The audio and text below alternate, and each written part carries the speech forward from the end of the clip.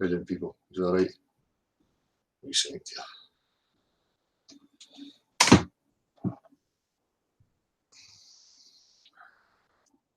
Right, how we doing? He's all right, guys. 50 quid. 50 quid for a Fruit of the Loom t-shirt. Did you pay it? Cheers to Magumba for that.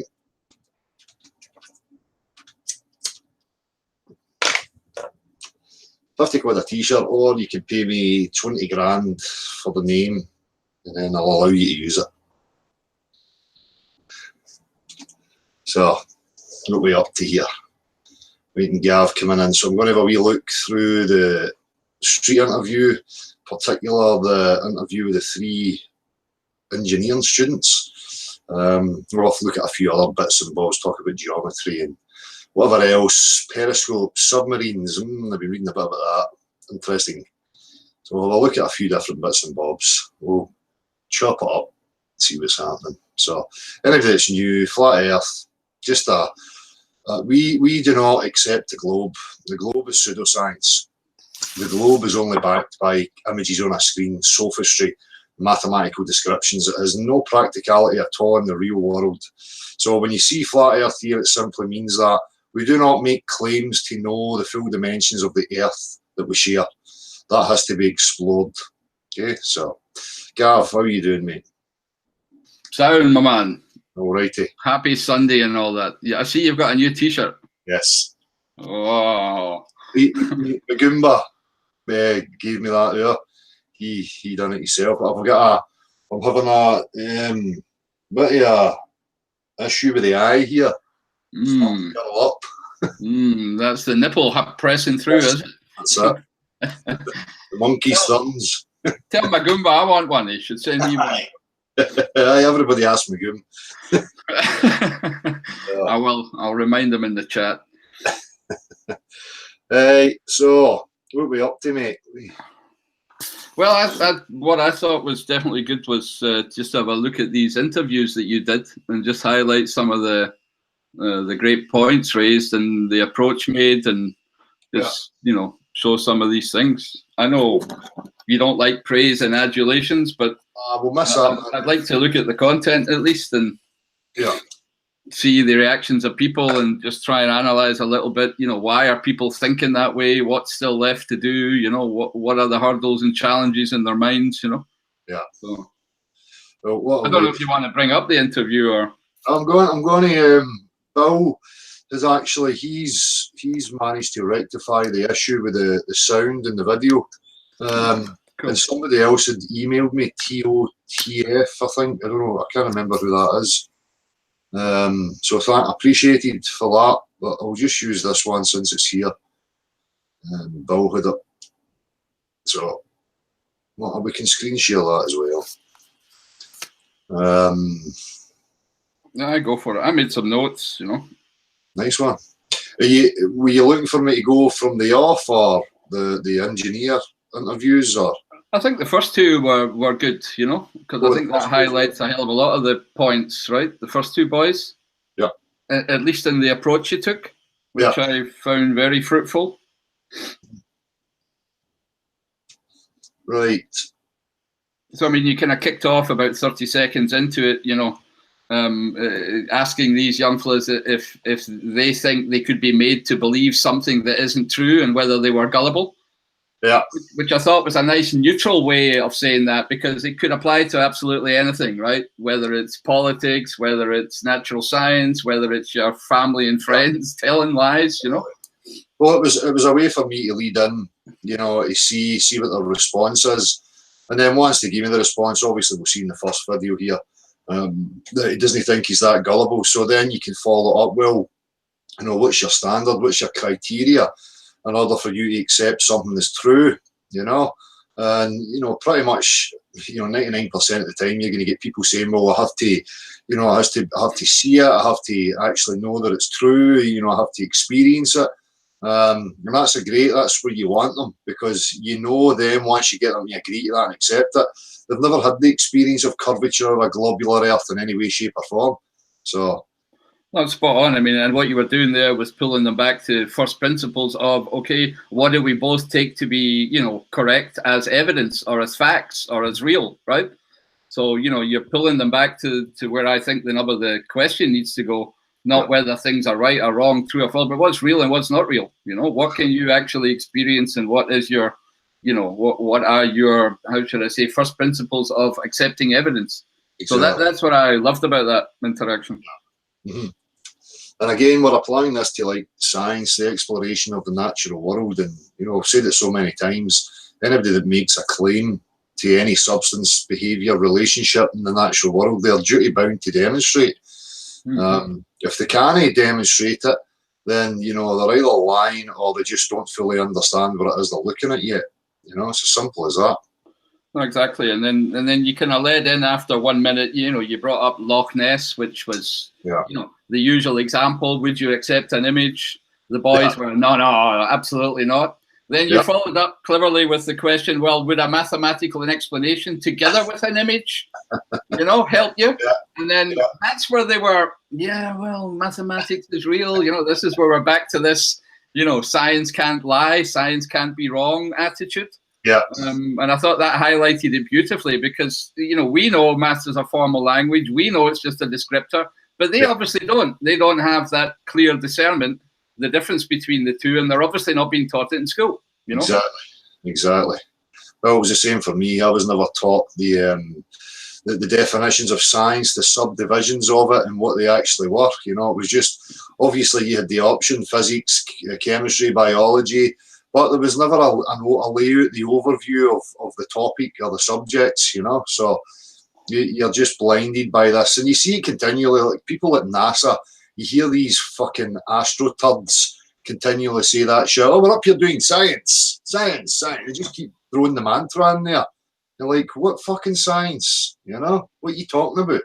Yep, and even when again you asked the question as well, about what is science, and one of the answers that came back was science is a way to reduce the human errors, right, in certain things and trust instruments rather than our senses. And I think that came across that's obviously a conditioning that people have had. Yeah, don't trust your senses. I mean, we know they've played that game on us, right? And then this idea of only an instrument can actually be accurate and correct and much better than our senses, yet all the time forgetting who the fuck made the instruments, who designed them, for what purpose, right? For what geometrical assumption, right? Underlying the building of these instruments, that's where I'll throw in the maths again. So you see them missing those absolutely important points and just, we are so fallible. We're so problematic as human beings. We need instruments to tell us what's real. Sorry, it doesn't cut with me. I think there's an air of subtlety there as well when they say these things. So I can deduce by reading into what they're actually saying that they somehow think that there's more intellectual, clever people who know better than them, whose senses are working properly. That seems to be the area. Because it's just as you say, Gav, who's making these instruments? What purpose are they for? What are they assuming when they're making them? So I think part of it's that fallacious reasoning, this appeal to authority at the end of the day. Somebody smarter than me has made those things. And then there's also this subtle one that, yes, sometimes instruments can measure things more accurately than our own senses, right? Which nobody is necessarily denying, right? But at the same time, that's getting mixed up into this overall appeal for authority, right? So I've got no problem saying some instruments are actually good for measuring stuff, but not this, well, let's just abandon, anything to do with senses and rely solely on instruments, because we've said this before, it's the best instrument we're going to get, right? Exactly. It's the body you're wearing, right? The instruments we're talking about are in a relationship to tangible substance. That's the big difference here as well. We're not talking about a purely visual aspect here, not just a visible. We're talking about tangibles. So an example, I can go, that's roughly 2 inches, but if I get a ruler out, I'm going to get accurate to 2 inches. So. Exactly, yeah. And you can use, different instruments that we've made, sliding scales to even get more accuracy into that. So yes, not denying any of these things, but equating this to all instruments are better than all our senses and only they can tell us what's real is a fallacy. Yeah, especially when it comes to measuring visible phenomena. Yeah, because. But yeah, so I really like that. And at the end of the day, these guys all admitted, as far as I could see in the interview, yes, I would rather trust reality and my senses over images and explanations, right? Exactly. But they still had this little doubts in their heads that, how can the whole community be lying to them? How can they all be wrong? Peer-reviewed stuff, blah, blah, blah, blah, blah. Yeah. But, as we'll see in another example that we're going to go through, none of this is really peer-reviewed. What's being spouted as education is not necessarily the status of the current science or the current, explanations and things. So, they're getting fed, how should I say, cut down, chewed information that suits an agenda. But again, mathematical descriptions may very well be correct. So again, people are no lying, but you just have to understand the language and the tools that they're using. So the mathematics and the stuff that they're explaining work as formula or whatever the fuck it is the descriptions are, but it only works when it applies to the real world. So that's the difference, Exactly. So I don't know. Did you want to show some of the interview just so that people under? We've pretty much went through a fair bit of them there, but we'll play them if you want. We'll just pause it. 4:30 was a very good. So at 4:30, you see they get it. They actually laugh sheepishly. They turn away to each other. Yeah. You see that they have a realization of their mistakes in their thinking. Yeah, which I thought was actually quite cute. It was nice to see two young lads looking at each other thinking, fuck me. So we'll just play it for there then, that first interview, shall we? Aye. Okay. For anybody that hasn't seen it. I just want to make sure what I'm sharing here. I'm not sharing anything that I shouldn't be sharing, am I? No, you're just sharing a YouTube channel at the moment, your own. No, from Bill Flat Earth Florida, that's what I see. That's fine, right, okay. Shit, that's the wrong one. I don't want to be going there. It's that one I need, innit? What's showing on the screen, Gav? The Bill Flat Earth Florida still. Right, okay, doke. So I think if you make that full screen, then press play, you're good. What I actually have to do is come to Minds and present Minds as well, though, don't I? So that that's what's showing. Well, I can see it at the moment, so it's showing, okay. Okay. Hi guys, how you doing? What's your name? I'm Josh. Josh, how you doing? I'm Dale. I'm Dozy. Sorry? Dozy, how you doing, Dozy? What I'm doing, Peter, is I'm asking people if they think that they're susceptible. Do you think they're a bit gullible? Or do you think you've got a strong sense of discernment, critical thought? Do you think you could be made to believe something that's not true? See, when you ask these questions, pretty much, there's not going to be a lot of people that are going to be honest enough to say, I'm quite gullible, unless they really know themselves well and they're secure in that. But, no, absolutely. Not something people readily admit. So you already know they're going to say, I'm quite critical, so you've got the advantage. You don't think you're good, so you think you're quite critical in your thoughts. So could I go through a wee process just to see how critical you actually are? So I want to just get some agreements for you first, right? See, what's your standard of accepting that something is true? What would you expect if I asked you to believe in something? Yeah. What would your standard be in order for you to accept that it was real? Facts. So like a practical demonstration. Yeah. So So I've kind of led that there when he's saying facts, because again, facts could just be language based that he thinks are facts. So I agree. I'm getting him in there to agree to the practicality, something that's real world stuff that you can actually demonstrate and see for yourself. Exactly. You can either do for yourself or see for yourself, right? Or touch for yourself. Yeah.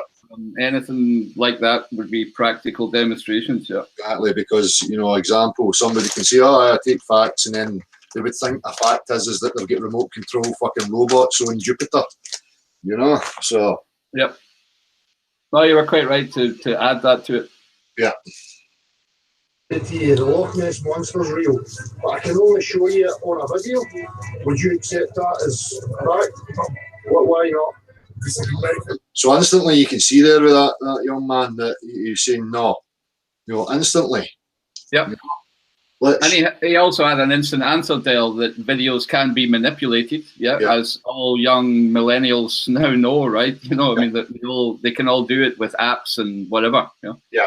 So right there and then, as soon as you bring up the images that they've seen from space, you've got somewhere to pull them back to, because he's obviously not expecting where it's going to come from, but his standard is that he's not accepting images on the TV screen.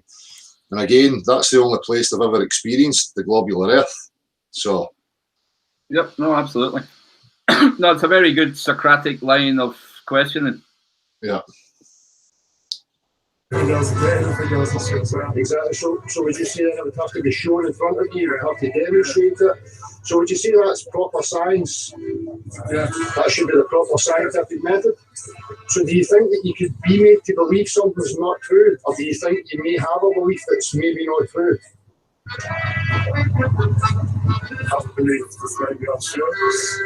So I go on and what we agree. Would you agree with what I've just said? Is that be your standard as well? So what if then if I gave you a video of the Loch Ness Monster and I gave you an explanation, like a mathematical explanation that says that the Loch Ness Monster, the possibility of it being true is true, would you accept that? See, I think they're preempting where I'm going with this, and when you say the mathematics, they don't want to be out in the cold by denying what they perceive to be, real science, i.e., mathematical description. Mm-hmm.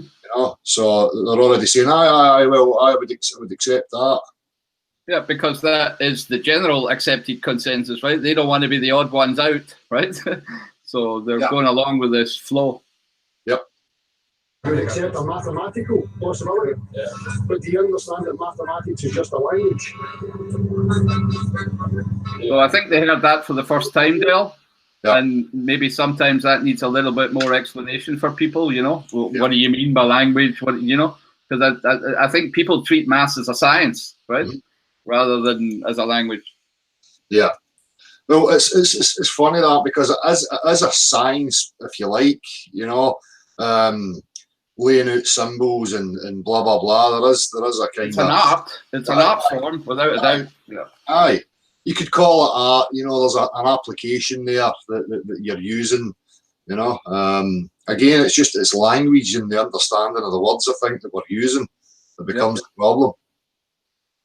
No science, it's not a natural science, so it's just a language. It's a language that humans have created in order to explain things. Because everything's based on mathematics, so. Do you think so? No, for me, I think so. So if we go back to the standard.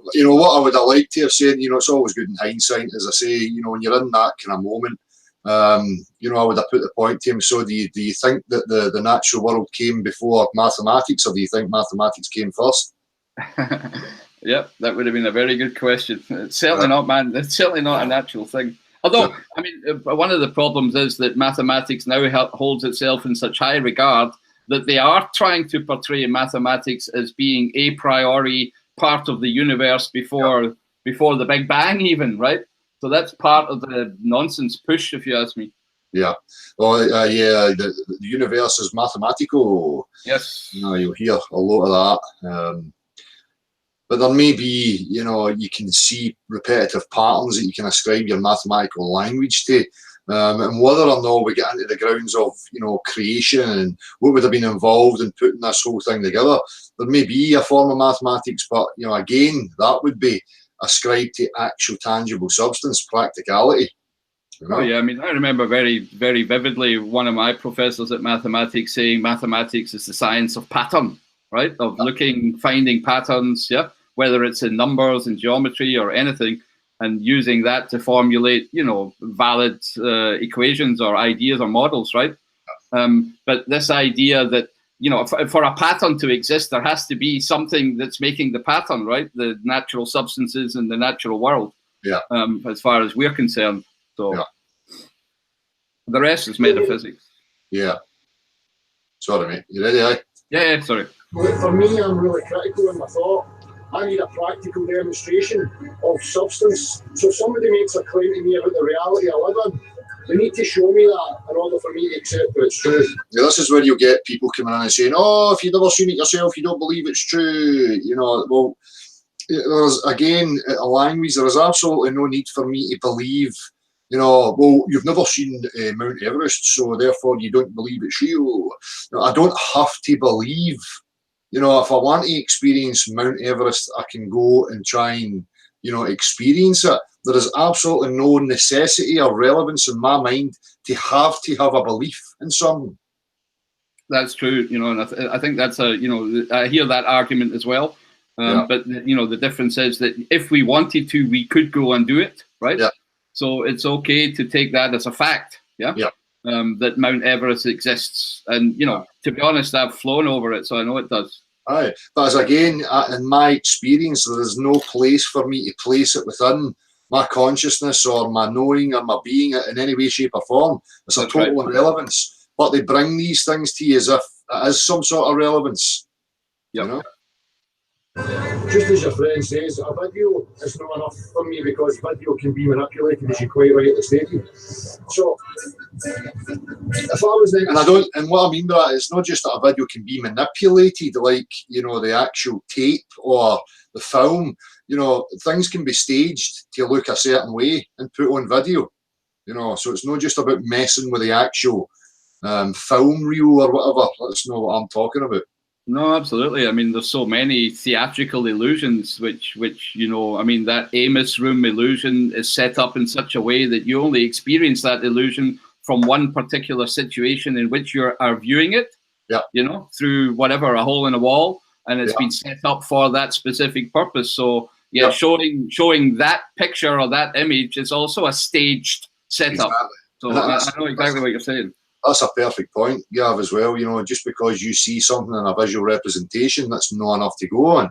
Because if you change your angle or whatever else, you know, you would realise that it's not the way it's presented to your eye. So exactly. I mean, that is the big difference between visibles and tangibles. I've said this before. You know, the geometry of tangible physical substance is measuring the parts with relation to each other. Yeah. And the geometry of visual perception is measuring the parts of things with relation to your eye in whatever position it is in, right? Mm-hmm. So it's and these two things are never properly, you know, kept apart. No. Do you know how a liquid behaves? Do you know how liquids behave? How would you describe a liquid? How would you say it behaves? Free moving, free flowing, can't support shear stress. Would you say that a liquid will always take the shape of its container? Yeah. How would you describe the surface of liquid and a containment? Flat. Yeah. Flat. What then if I was to say to you that I can show you a body of liquid, like a bathtub or a swimming pool, and I can bend the swimming pool, and I can make the water conform and make the bend on the surface of the water, would you accept that if I showed you an image of that? No, why not? Because it's not your reality. Because that's not how liquids behave, and you know that through your own experience. So would you then trust your own experience then of that over my image? So again, using that tactic here to line it up so that when we get to the image aspect of the globular earth, because you need to remember, people, that's the only place they've ever seen it, is in a 2D representation on a screen. Absolutely, yeah. Knowing that, I'm just going to go with this one point. You know how a liquid behaves? The surface is always a horizontal plane. Yeah. Do you believe you live on a globular earth? Yeah. You do? Why? See, here's the very telling part. Yep. You can see the dumbfounded look in their eyes. You know, they believe it, and then you say why, and they can see them searching. You can see the flicker searching for some justification for why they've said what they've said. Absolutely, they don't know the answer to it. You can see them going in all directions. Their heads start to spin, so to speak. And then, you know, the crux of that, because it's science, you know, you can see how these mantras and titles have been used to sway and influence them. Yeah, but the very fact that you've set up some first principles at the beginning of the conversation allows you to in the next 10 seconds to blow their minds. So hit the button. Yeah. What size? Discovery gone up in space and stuff. You ever been there? Where did you see it on a TV? Yeah, you just agreed to me a minute ago that you wouldn't accept an image of the Loch Ness Monster, but you accept an image of a ball Earth. So here's the thing, I'll give you a fact that you can verify for yourself and how a liquid behaves, but yet you would suspend that in order to believe an image of a globe or Earth that shows the oceans bending around and showing the curvature on the water. That's a lovely part of the conversation. I mean, not only is it a nice jovial thing, right? I mean, these guys are laughing at their own stupidity, basically, right? But not in any bad way, and you're not, leading them up the garden path. They've just come to a realization now. What the fuck? Yeah, exactly. And I found that very, very nice. And I'm not telling them anything. I'm, as you say, I'm asking them what they accept, what their experience is, and then just turning that on them and saying, "Well, here, look at it then." Absolutely. And I mean, Dale, everybody that came to that realization has it exactly that moment. I mean, I remember looking at my own brother and laughing the same way, right? So it's I just thought it was very symptomatic of the exactly. And I think it's a sign of the intellectual honesty that they hold, both of these young men and probably the majority of people, and they're not scared to accept that. Yep. I'm just trying to reason with people to show. I used to believe this as well, but when I actually studied what science actually was and had a discerning mind for myself, there's a certain standard I require, and an image just doesn't cut it for me. Especially when those images are no actual photographs, but CGI or computer-generated images. And these space industries, they tell you that the images they're showing you are composite images, they're not actual full photographs. So what I'm asking people is, as you say, you would take your direct reality over an image. So what's your choice? Do you believe in how a liquid behaves, or do you believe a mathematical explanation backed by an image? You can't deny it, can you? There's no scale you could go to where you could start to bend a body of water. And this for me is the difference, a tangible substance over men with technologies, images and explanations. It's very simple. Absolutely, yeah. And as I say, if I presented these guys with anything else, my unicorn, my pink BMX, they would have absolutely no issue dismissing it and saying, well, you need to show me that. But yet this is so deeply entrenched in them that they have difficulty with it. Yep, no, absolutely. Or maintain that bend on the surface. We use liquids to level. We build and construct on a level. Do you understand that? But these guys right now that are putting that together, that platform has to be absolutely level. What's it level to? The centre of the earth. Yeah, exactly. But yeah, if I was to run a clear hose filled with water and I wanted it, say, there as a marker, and I sent somebody 5 miles in that direction with the hose filled with liquid and told them to line it up with the marker so that the water level was now in alignment with the marker on the tube to this height, they would be the exact same elevation as me. Then we would have established that we can now build towards each other, plumb, level, square, and we would meet in the middle with precision. Yep. We would use a spirit level to level that. Do you know what a spirit level is? Yeah, because liquids always maintain level. So there's one fact that debunks the belief that we live on a spherical Earth. Have you ever witnessed curvature of the Earth? No. So you look at the horizon. How would you describe the horizon? Flat. Again, this is it, your experience, but the entrenched, deep-rooted programming, sows the seeds of doubt. Well, absolutely. And I mean, I think there's two important aspects there, how, those substances and those direct experiences actually tie into the definitions of geometry. Yeah. So when we, go on to speak about that, then the physiology of our makeup, right, determines what we mean by level, right? And what we mean by horizontal. And if I look at the substances like water, I certainly understand what is meant by parallel lines, because it doesn't matter what elevation water is, the surface of it is always going to be parallel to any other body of water. Yeah. And those are the things where, you know, if you're looking at what are the foundations of geometry, then we have to look at the natural world and our physiological makeup to make the correct definitions. Yep. So you've never witnessed the curvature of the Earth. You've never been to space to see the Earth as a ball, but you believe it. Yeah. Are you having doubts? Yeah. Do you think it's healthy to have those doubts? And again, here. Yeah, I was just going to say the same thing. So again, a little sheepishness from the boys, because they understand now where they're going wrong in their thinking. And I thought it was absolutely excellent, your question, you know, do you think it's healthy? Because that has to be underlined too, right? You know, we talk about this all the time, and open door science, you know, shouldn't be closed. It's healthy to have doubts and be skeptical. Exactly. So, and that's why I said it was just to encourage that, you know, and encourage them to stand on their own ground. And, you know, there is I'm supporting them to be like that, because it is healthy, you know. Yep, absolutely. You wouldn't want to believe something that wasn't true, would you? No. That's a very important sentence still, you know.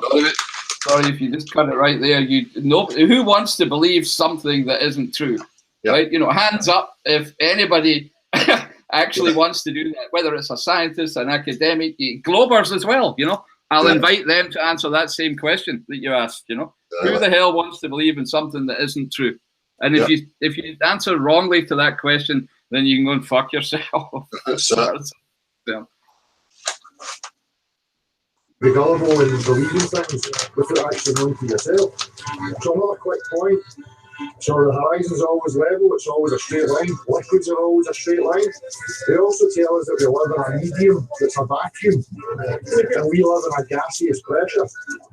Now in physics, we understand that in order to have pressure, you must have a container of some sort. And if I was to take that container away from the pressurised area and a medium like a vacuum or a body of water, the pressurised gas would disperse evenly in every direction. That's physics.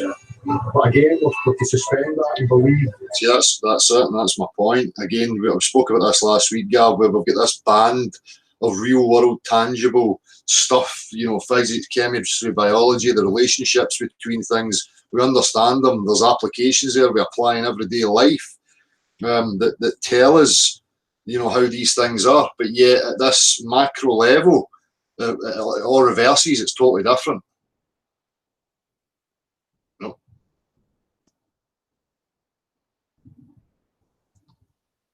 Sorry, man, I was on mute. Sorry. Yeah, no, absolutely. Still, yep. If I had a wee panic here, I thought fucking or some fucking thing. No, you're absolutely correct. And I just thought that at that point, sometimes it looked as, you know how we talked about sowing a seed and getting out of there, because there's also a time when an overload happens, right? Where the guys can only take on so much, right? Yeah. You know, they're going to laugh at themselves and at their own idiocy, like we all have, to a certain point. But after, you know, too much of that, you have to step away and leave them to it, to think about it first, you know? Exactly. You can only hope, as I say, the initial first point was enough. You could see the laughter, the jovial laughter. There's obviously a realization there, which you only hope can fester, and it will bother them enough to keep looking at it. Right. No, they were nice lads, yeah, and very congenial conversation, huh?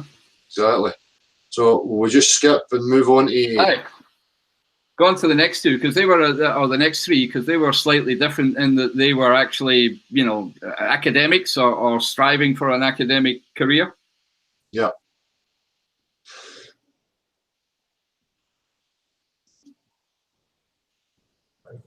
I'll get to that. So if I say, then it's going to interrupt the flow of the. See, the guy's asking me what it's about, and obviously, you know, if I say it outright, then it's going to, because of the propaganda and the bullshit that they hear, it's going to start influencing their thought processes rather than just taking me as they find me and engaging in that conversation. The preconceived ideas and images are going to start flooding their mind. So I have to be very cautious of that. Yep. No, I don't think that's necessarily, a bad thing. As you say, you want a clean slate, right? And you don't want any bias already in their heads. So, I don't think there's anything wrong with that. People will accuse you of being deceptive, but fuck them. Well, I told the guy, your boy here, when he asked me, so he's quite free. You can see I'm not holding him at gunpoint or chaining him to myself or any of that kind of stuff. He's free to walk away. Absolutely.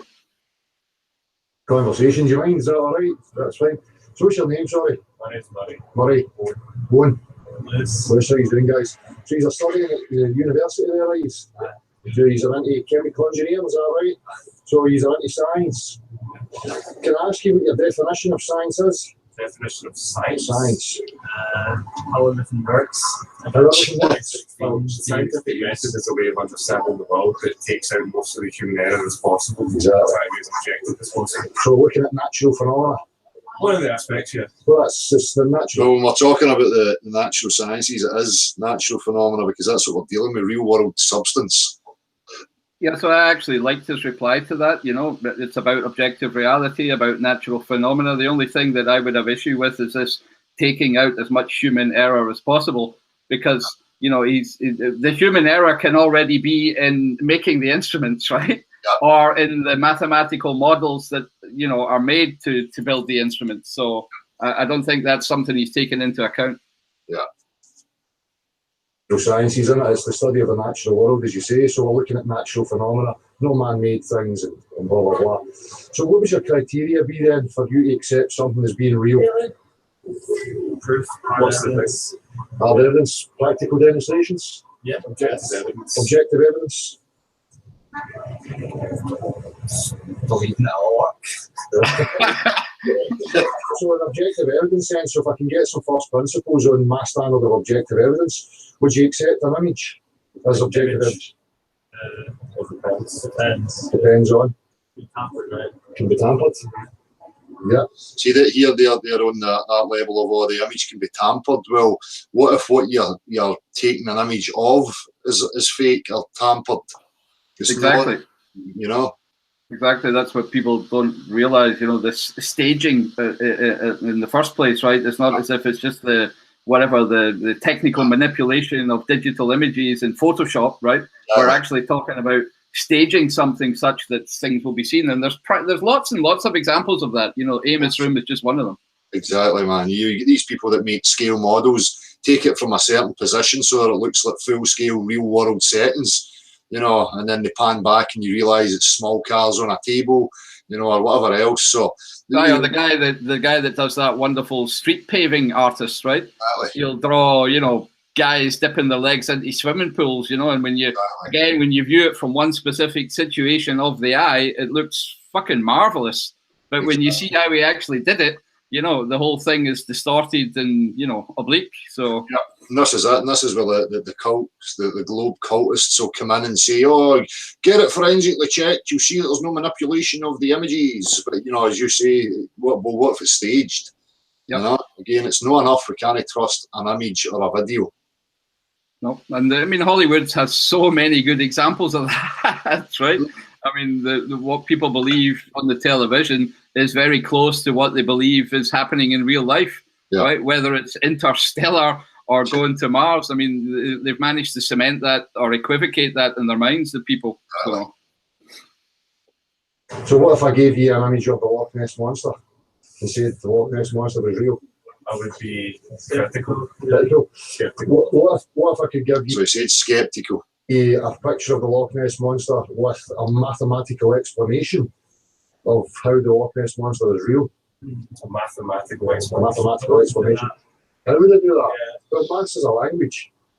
Yeah. You know that? Yeah. It's a form of science. Yes. So when we're talking about objectivity, we're talking about the natural sciences, physics, biology, chemistry. Mathematics is a descriptor, and it must match tangible, objective reality. Would you agree with that? It must match it. Well, in order for it to be objectively true, the mathematics. See, the thing is like any other language. Like Stop that there. So again, you see that these three young guys haven't made that distinction or even thought about it beforehand in that level, which I find alarming. Right? That if you're going to university and you don't get taught that discernment, so it's obviously being left out of the curriculum. and people are allowed to believe that maths is real, so to speak. So you can see them thinking about it for the very first time. Yeah, exactly. So they don't understand. That's what's being used to tell them that they came from a big fucking bang 14.5 billion years ago. Nothing tangible about the claims. Can say Santa Claus is real, or I can say Santa Claus is not real. They both are grammatically correct, but one's a lie and one's the truth. You've got to remember that all science is based on theory, and it's based to be proved wrong, and scientists on that they go very wrong. So just one thing here. See, that's again this fallacy. Prove me wrong. Oh well, okay, unicorns are real. Prove me wrong. It's absolutely ridiculous that they come out with these types of statements. Yep. So they're not 100% sure on it, it's just the base. So would you say in your logic then, if I made a claim, then it's on you to somehow prove me wrong? Say if it's consistent and constant, you can make a good claim saying that it's proof for scientific. What burden of proof in my world is the affirmative claim has the burden of proof. So when somebody makes a claim to something being objectively true, the burden's on them, it's not on me. You would accept that. So what I'm trying to get, guys, is a gauge for your level of acceptance. So could I say then, just one at a time, would you accept an image as scientific proof of anything? No. Well, kind of debatable, don't really. An example. An example? Loch Ness Monster. If you prove it, aye. Well, I can't prove it just with an image, can I? That's what I'm asking you, your standard of acceptance. You wouldn't accept that? What if I told you I could fly? And I could show you, well, what if I could only demonstrate it in a video? That's not true. No. It's not true, because video and image can be manipulated. Do you understand fluid mechanics? Delby, just before you go, press it further. So, I mean, one of the boys there said was that science needs to be proved wrong. That what science does is guess, right? It's best fit, and then until something comes along that proves it wrong, that is held to be true.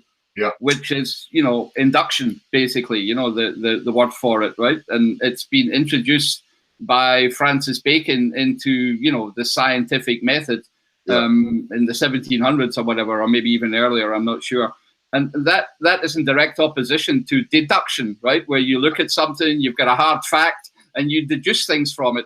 So you can see again how science is very heavily meshed with this idea that induction is the best way forward. And I don't always agree with that. It has its uses, absolutely. Nobody's denying that. But you can't just throw out all deductions from hard facts and rely solely on induction. No. So a natural phenomena, liquids collect to fill the container and the surface is horizontal. I could possibly put that to use. Lo and behold, we can put it to use. We can level things with it. Yeah. And then you get idiots coming along and telling you, but no, it does something different. Have you got a barely understanding of fluid mechanics? I think we just about to start it. So that was actually, sorry Del, I need to stop in again. I think we missed the part where when you said, do you understand fluid mechanics? The general consensus was not yet. Yeah. We actually need to have another module next semester, and then we'll know all about it once we've got the mathematical equations, right? And that is disturbing, if you like, because at the end of the day, as everybody is their own scientist, everybody can understand fluid mechanics since the day when they were born, right? You need it daily, right? You interact with it daily. You're made of the stuff, right? So saying that you don't understand fluid mechanics is the wrong thing to say, if you ask me. And it just shows you that they want authorities to tell them. Right, rather than accepting their own judgments. Exactly, and that's the danger. This is part of the cult and its ways. You get these guys, are so removed from their own constitution, their own discernment, that they say, no, I can't understand it until some authority tells me, just as you're saying, which is, cult type tactic and behaviour. And again, nothing against these three lads, because I've been in the same position myself, believing that only when my professor tells me, then I will have a full understanding of how everything works. That's the way the school system is set up. Thermal fluids. Thermal fluids. So if I gave you just what I'm looking for is not an appeal to authority or consensus or any of these things. I just want your direct experience. How would you describe a liquid's behaviour? A liquid's behaviour. Erratic? What do you mean? Unstable sometimes, depending on variables, temperature, Pressure. Yeah. Standing body of water. Like if you fill your sink, you fill your bathtub, you go to a swimming pool. How would you describe the characteristics and the behaviour of that liquid? And fill it up, or If I just premise it and say, for me, a liquid will take the shape of any containment, and it will always seek its lowest potential energetic state, and it will fill and seek any hole to fill the void, and it will always level. The surface of any body of water in our direct reality is always a horizontal plane. Would you agree with that? But sometimes it like curves over. See if you got like water in a cup and you put it always on top of like. You're talking about meniscus, surface tension. Yep, so this is one of the things that's always used with the globe. You know, they'll point to these examples, you know, but what they're missing is that they're always demonstrating these things in a container and on a small scale. So on a small scale, to put it in a test tube, you can get a meniscus. Yeah. If you use something like mercury, you get the opposite, you get a convex meniscus. But when we start to collect it into bigger bodies, I know exactly what this is. this is the thing, I'm not a flat earther. I'm not a flat earther. Okay, I'm just a skeptic, all right? And I'll put flat earth in my title. So you have to do that there, because you can see straight away, as soon as, you know, the penny drops for this boy, instantly he's got the preconceived ideas, notions, the propaganda running through his mind, and so have the other two. Yep. You know, but at this point, there's quite a lot of people have heard of this. Absolutely. I mean, you can see how it all comes flooding back into their head, and how, you know, they turn to laughter as the defense. Yeah. So it does rather than have cognitive dissonance, people will, you know, return to laughter because it's easier. Yep, so you have to disarm it, you know, because in their minds, you know what they're thinking with the term flat earther, you know, so you have to just remove that from the conversation altogether, so that they don't start invoking straw man fallacies and red herrings and all the other propaganda that comes with it. Yep. It's purely because it's a trending thing. But I do not represent any flat earth map or model. I don't make any claims to the dimensions of the earth at all. Okay, my only claim is that the earth's demonstrably level. the earth is level. The earth is demonstrably level. If we go to mathematics, do you know what Euclidean plane geometry is? I've heard of it, but I'm not entirely sure. You're sure you want to say something, Gav, with that? No, absolutely. Well, maybe we'll leave it for later on. I'll show a picture, Dale, and maybe we can talk through it better and with respect to that. But yeah, it's strange that, again, the whole world is built on planar Euclid's principles, right? And yet those guys, you know, don't have any, how should I say, attention towards it or any exposure to it. Yeah. Again, I find, you know, a failing of education. Yeah, whether it's deliberate or innocent, you know, it doesn't matter. There's that big divide between theory and practice, right? Which, you know, is, I think, where universities excel at giving out theories and next to no practical, you know, examples. Yeah. Maybe some wee experiments in the lab, but, you know, it's not the same thing. Yeah. Well, when we construct and we navigate, we use Euclidean plane principles. Do you know who Alexander Euclid was? No. They formulated axioms. Again, you know, astounding that they don't know who that is. Yep. And I'm not excluding myself from this, because obviously through my learning, you're never taught these things through the education. No. The Elements is his famous book, which has lasted approximately 1,500 years, so they tell us, and constructed everything, and it's used today. So exactly.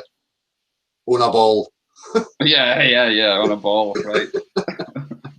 Basically, planar geometry. So, like in construction, you know, anything we build, anything engineering aspects, we use plane principles. So we assume a level earth beneath our feet, and we construct and we navigate from there.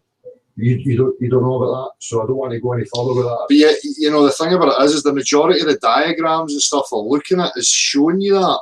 A Cartesian type diagrams, you know, depending on what it is, you know, where you've got a horizontal axis and a vertical axis, and things are you know, perpendicular and plumb. Yeah, exactly. And the majority of the paperwork that they're looking at is showing them it's right under their nose. Yep. But again, you know, we're getting back to words in a minute. You know, when we look at that definition of what does the word level mean, you know, as far as I'm concerned, level is the definition, you know, in Euclid, right, and not the definition that they would like to apply to a spherical geometry, the tangent to the perpendicular, right? No. And that's where scientists can then talk past each other, because they're uttering words with a subjective meaning, right? That is actually just indoctrinating a belief about reality, but isn't objective, because you know the clue's in the words, right? Objective. There's an object there, right? And you know, how come we can talk about these things without having a real object with which we can demonstrate? So.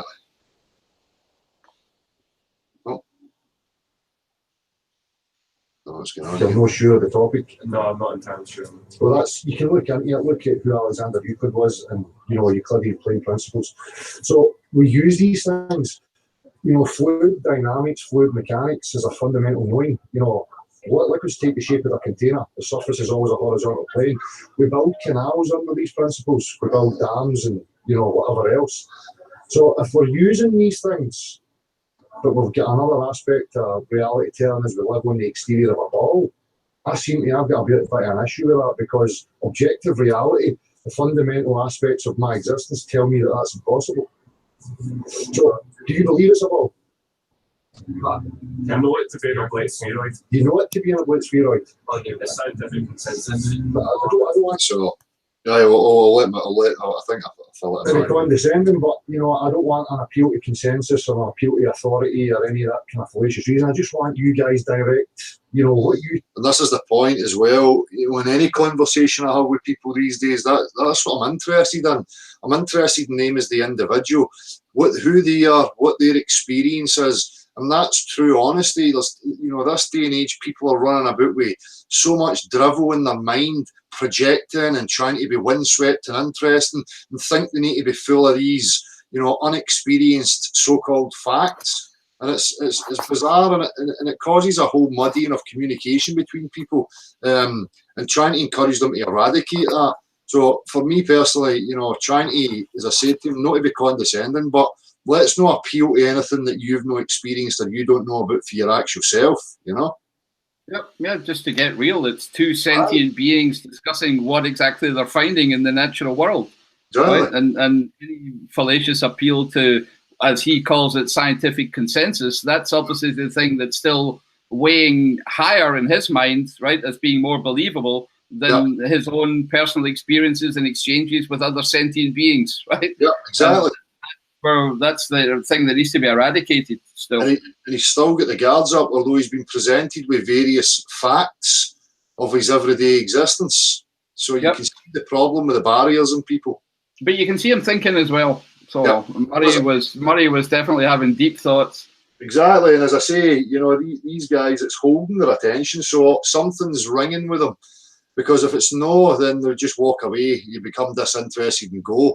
So say there's nothing tying them to the conversation at all. Yeah. You think, and what your experience is, and that's it. So you think it's a ball or an oblate spheroid? Oblate spheroid. Do you think the same? And you think the same? So can I ask you, can you justify that belief? Justifying the belief? Well, let's say you stand on the west coast of Ireland. Yep. And you have a telescope and you point it west. Yep. You won't be able to see America. So you can see that it's said with, you know, smugness. Again, this is not an attack on this young man at all. He's just been subject to the propaganda and his consensus again with a smarmy, smart-ass attitude. That he thinks he's making a valid point, you know, excluding, you know, the variations, the complexities, human vision, scale, you know, there's so many aspects. I actually thought he didn't sound absolutely convinced of that first argument, which is why he had to bring up a few more. Yeah. So, you know, I thought already he was being, you know, challenged internally. Because, I mean, it is one of the biggest nonsense experiments. You know, why I can't see America, it can't be flat. I mean, that's just such a nonsense argument, right? We don't even need to discuss that, do we? No, it's the cartoon eyes thing again, where your eyes are, you know, telescopic, will extend away from your skull, you know, which would have to be the case in order for you to see infinitely. Yeah, I mean, everybody knows the visible horizon, you know, obviously it changes according to environment, but, you know, 3 miles, 5 miles at most, you know. Exactly. Because of your limitation. You're tiny in comparison to the Earth. Like, see when we look at this street right now, the human perspective is that the floor rises, the walls come in, no parallel lines ever cross, but they appear to us that that's what they do. Why when a ship sails into the horizon, it slowly starts to drop down, so you see the bottom of it go, and then the top, and then the mast will be the last thing that disappears. Optical phenomena like that, there's so many varying contradictions and you know. So again, you know, we're talking here about just purely visible. Yep. And you know, and they think this is just part of the indoctrination. Well, these things have been repeated over and over, where they think it's solid scientific evidence, and it's just no. You know, as we were talking about last night, you know, we can set up an experiment of an equilateral triangle of 2 observers and a ship sailing away from 1 observer. You know, and you know that geometry would dictate that the observer viewing both the first observer and the object moving away would have to see that deviation. Yep. But it doesn't exist. No, because it isn't there. Well, and, you know, again, anything over water, we know already is problematic. I mean, we know that water is level, right? And I'll use level because I want to take the words back. Yeah, I don't agree that, you know, there's this big discussion where you call it flat, you call it level. For me, they're both one and the same thing. Flat and level are the same thing. Even if they try to redefine what level means, that's just a definition, just man-made definitions, nothing else, right? And these guys. Also interesting here was I don't think they have any exposure to perspective. Again, I've said this, you know, 200 years ago, perspective would have been part of your mathematical curriculum. And if you were going to be doing something that involved, you know, anything to do with optics or perspective, you know, whether it was surveying, you know, charting, technical drawing, or even if you were looking at geometrical things, you know, even chemical lattice structures and things like that, you would have had that education, which they obviously don't get anymore. Well, some people on certain days can see further, and then another days they don't. So an optical phenomenon for me is not the same as an actual tangible substance. When we don't have an exact science over an optic, like just an intangible visible, that doesn't trump a physical tangible substance like a liquid. So if I'm viewing over a body of water, my first principles, and this is what I'm trying to agree with people, my first principle understanding is that the body of water is level upon its surface before I go to the optical observation. Would you agree with that? Would you disagree with it? But would you agree that Mars and the Sun and the Moon round? To me, so again, it becomes apparently obvious that they're getting their, you know, retorts and their information from fucking Vsauce and cool hard dipshit and these kind of morons. The same mantras, the same lines were regurgitated over and over again. Yep, there's absolutely nothing new in what he's bringing, and it was a deflection as well. You know, rather than answering the question about the first principle, if we know water is flat, then we also know that there's something going on with visibles that we might not yet understand. But surely you can agree that water is flat, and therefore it must be a visible effect that we need to look into. But it doesn't make that real and trump the water substance. Exactly. It's a good point, Gav, the deflection, rather than accepting that and acknowledging it.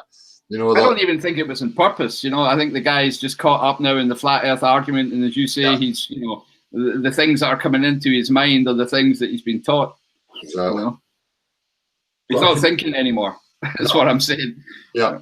No, that's what I'm saying about, you know, being careful about, you know, saying flat earth and, you know, disclosing the topic at hand, because their mind is going to be flooded with the propaganda, the bullshit that they've experienced, and that then is in their conscious mind. They're not engaged at, you know, that moment in time just for what it is. They're now, you know, running these programs through their mind, these silly images that they've got.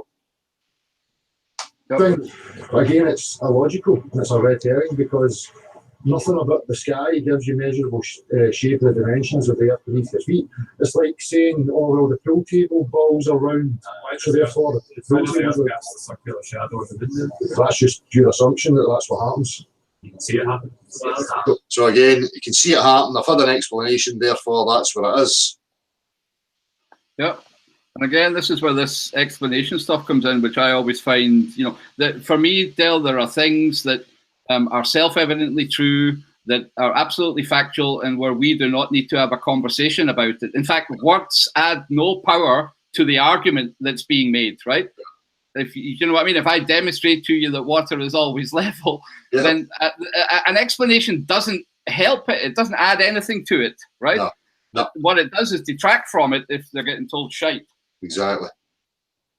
To the point where they suspend it to believe that it's behaving in an absurd way.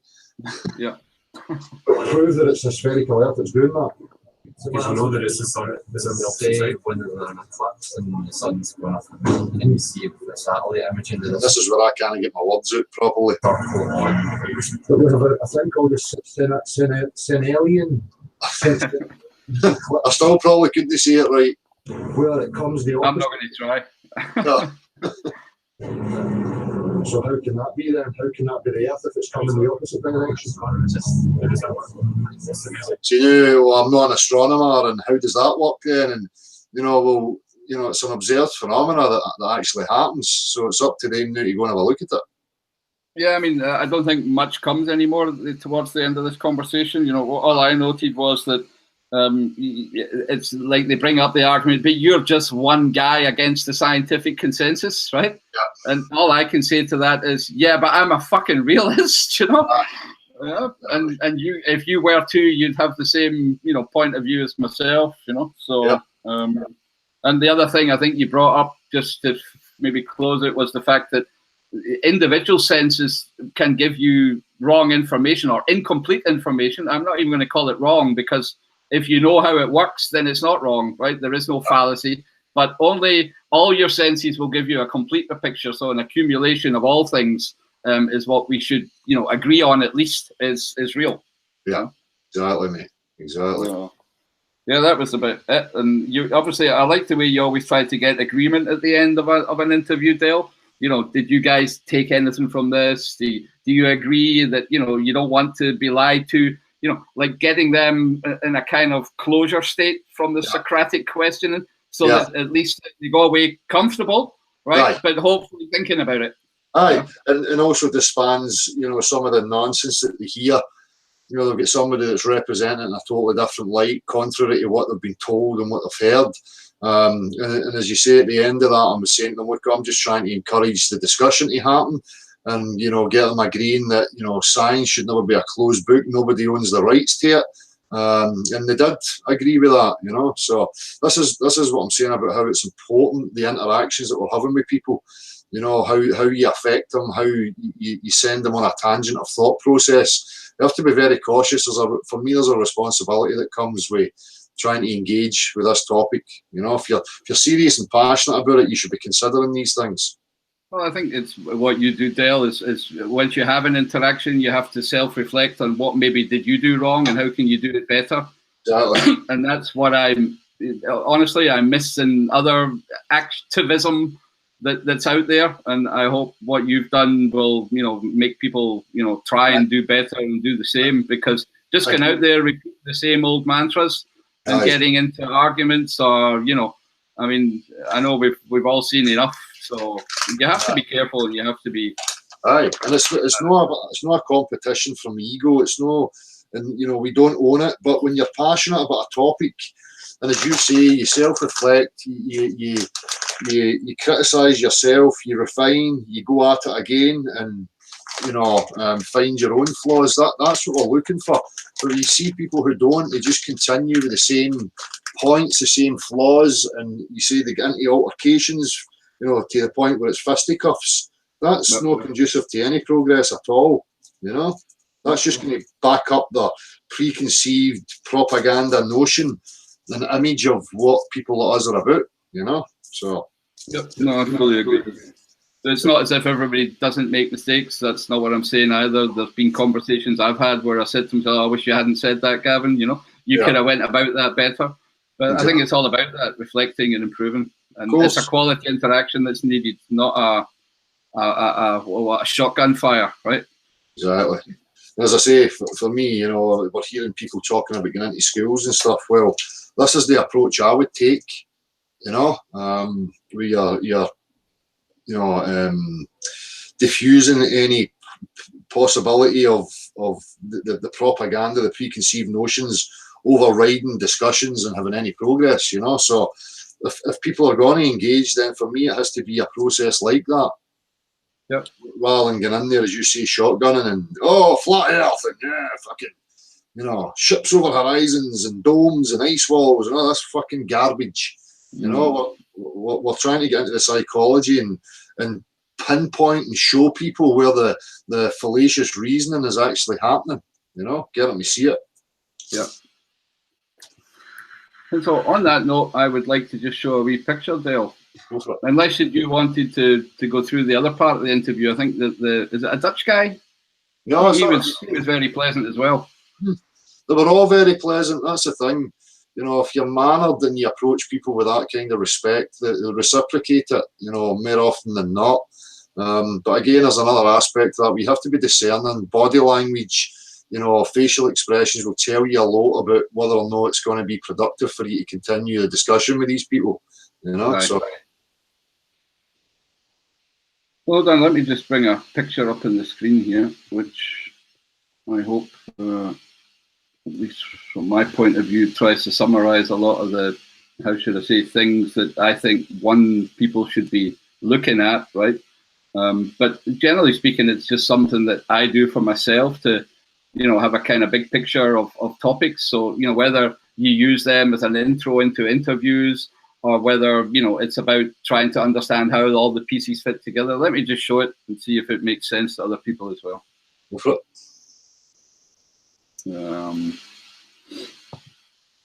So I hope this is okay and you can broadcast it to everybody. You're not sharing any of the Hangout thing or anything, so you're all right, mate. Cool. Yeah, so I just, you know, put some things together. You know, I don't want to get into, as far as I'm concerned, the Earth is fixed and stationary, and my common senses tell me it. Yeah. Obviously, we've talked enough about water, and the fact that it's level, and that these are definitions of words. And I would prefer to use, you know, physical substances and the physiology of my own makeup, my own constitution, to understand what level means. And I think that's the correct way to do it. And basically, on the left-hand side, I've just put a whole bunch of stuff that everybody shares, right? Yep. You know, and when I say we all share it, then we do share the same physiology, the constitution. We have organs. We're made of substances and matter, right? Yep. And as far as I'm concerned, you know, my common senses are built using those physical substances. Yeah. And on top of that, then we have these kind of three boxes that everybody talks about. So you have a memory. You can remember stuff. That's your identity. You come with the ability to relate, compare, and ratiocinate.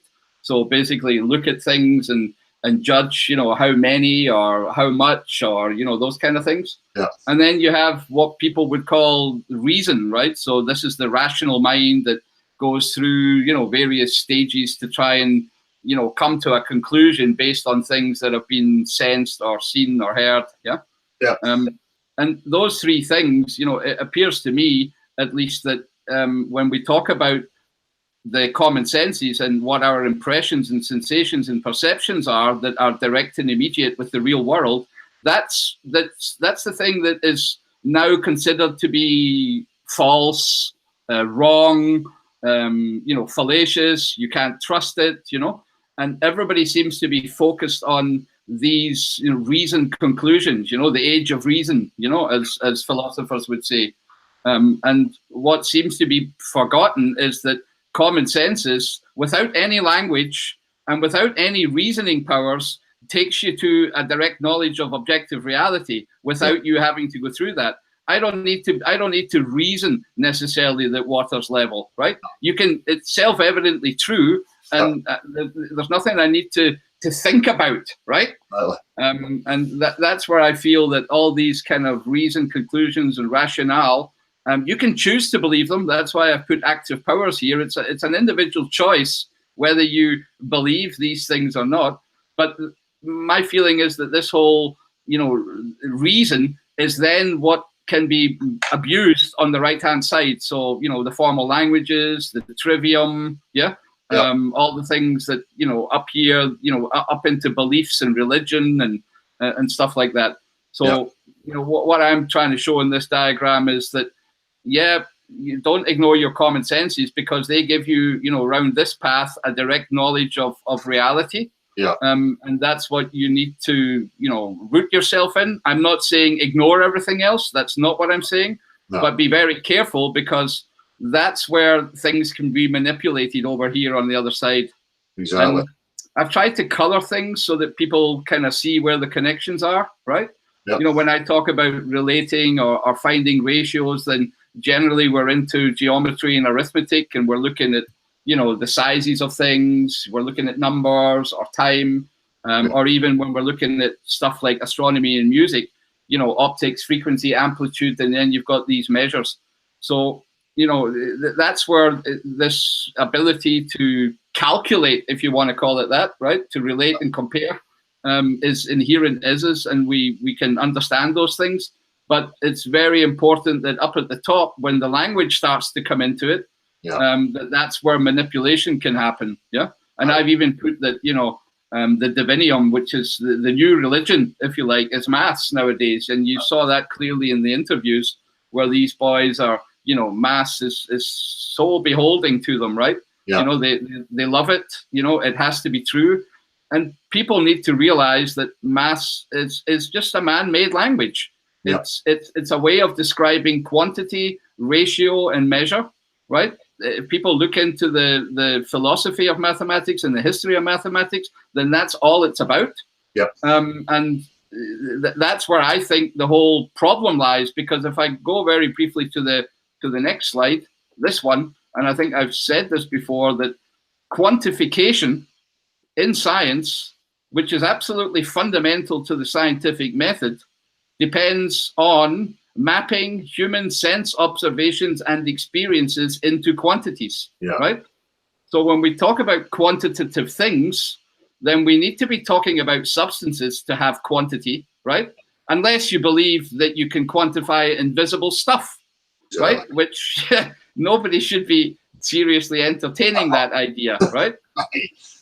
And that's one of the places where I think that, this whole quantification, this mapping of human sense observation experience is where it goes fundamentally wrong. Because if we get this part wrong, then we get everything to do with quantity wrong. We get the scientific method wrong. Yeah. And at the end of the day, we get all our maths wrong, right? Yeah. When I say wrong, I don't mean formally wrong. According to their definitions, it's formally correct and logical. But I'm talking about the assumptions that they're making of mapping to human sense experience. Yeah. Yeah. And one of the biggest points that I think is this, we've talked about this so many times, I feel I'm boring people maybe, but this discernment between visible space and tangible space, right? That is something that, I really do hope people have fully got, that my visual perception is completely different, and the geometry of my visual perception is completely different than the geometry of the tangible, constructible, substantial world. Exactly. And people, if they don't make that discernment, then we can get told a whole lot of shite about lights in the sky, right? Exactly. Because we're not making a proper, discernment. And as you say, the separation of that, like again, the first principle, I understand the substance, its behavior, its characteristics, before I would jump to any conclusions about what I'm seeing purely on a visible spectrum. I understand the tangible first and foremost, that they've reversed it. They want to ignore it so that they try and use their visible and the lack of understanding to fit their bias while ignoring the tangible substance. And while doing that, the tangible substance would now have to be behaving contrary to what we know it to behave. Exactly. That's exactly it. You can't, I can't remember the phrase, but it's the one I really like. You can argue against a hypothesis from facts, i.e., I can argue against a visible hypothesis from tangible facts, but you can't do it the other way around, right? Because, the things that they're arguing about, lights in the sky and the visibles that we see, are contradicting known facts of liquids, to take one example. So, and that's where people really need to understand that visible space and tangible things. And that's why, the coinage of these two words, tangibles and visibles, is really good, because a visible can also be a mathematical object of reasoning the same way a tangible can, right? I can look at a ruler and look at the mathematics in a ruler, and in visible space, I need to define my new measurement. Yeah. So these things are both separate objects of mathematical reasoning, and that's not what gets taught, Dale. Exactly. There's a perfect example of that, and just now, Gav, I meant to bring it up. It was one of these things that I had recorded in my phone from the teletext, and apparently they're redefining the kilogram. Have you heard about this? No, on you go. I'm not 100% on it. I had to go back in and look, but it's going on. You continue. Well, it's not 1,000 milliliters of water anymore. It's what? They're changing it to. Aye, they're redefining it. So I'll have a wee look here. We'll just continue, and once I find it, I'll read it. No bother. I'll maybe just point out a couple of wee things in here that are important to me. So one of the things is looking at the quantity and the measure of things. So when we class things into different, how should I say, categories, and we want to then look at the qualities of these different things so that we can discern them, so that we can compare them. And once we've qualified something, made a discernment as to why it has different attributes or characteristics, only then can we go on to quantify them. And there's a whole bunch of things, even the simple things like speed, acceleration, mass, and force. I want to do a video on force, because the definition of force is something, again, that is a mathematical description. Newton and Leibniz had a big argument about what the correct definition of force is.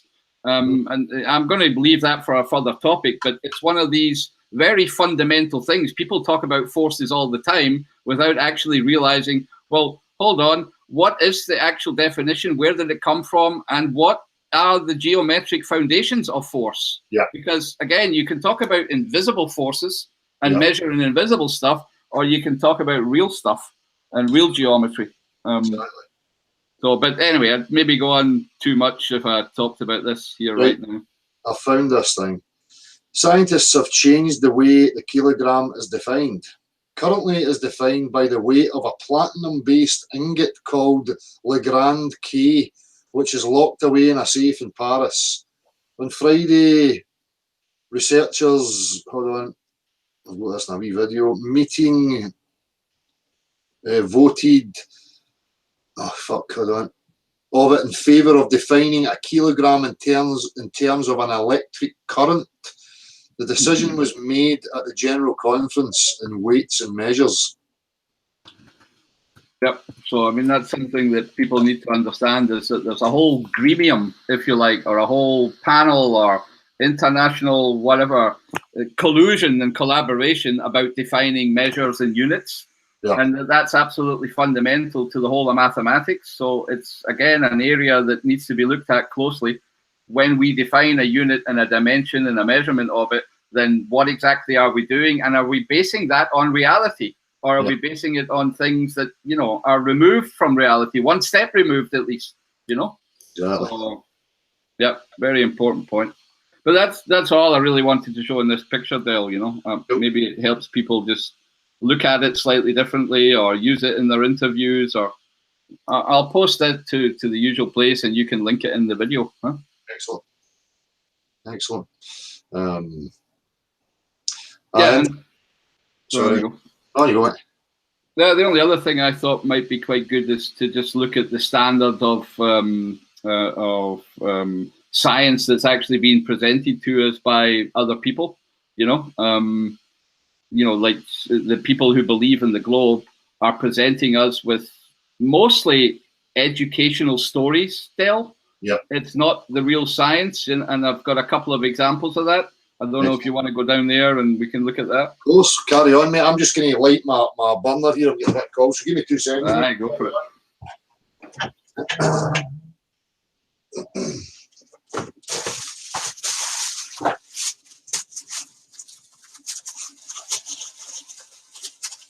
bear with me, people. I'll just get my wee presentation here up and running.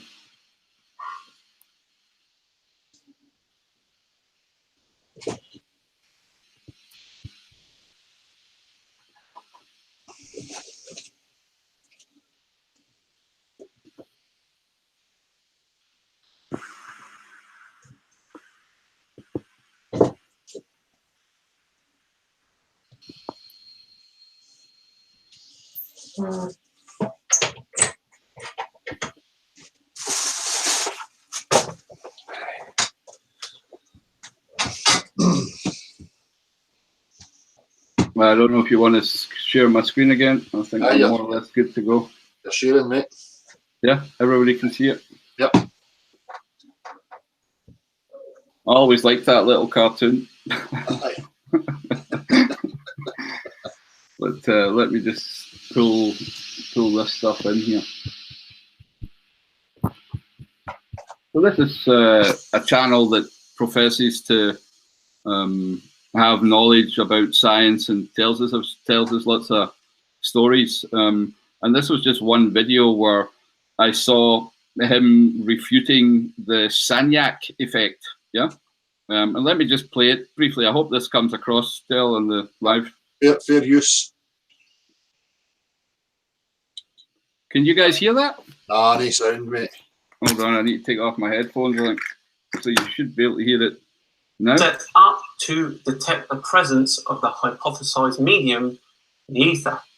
They believed it was a medium that allowed light to propagate through it.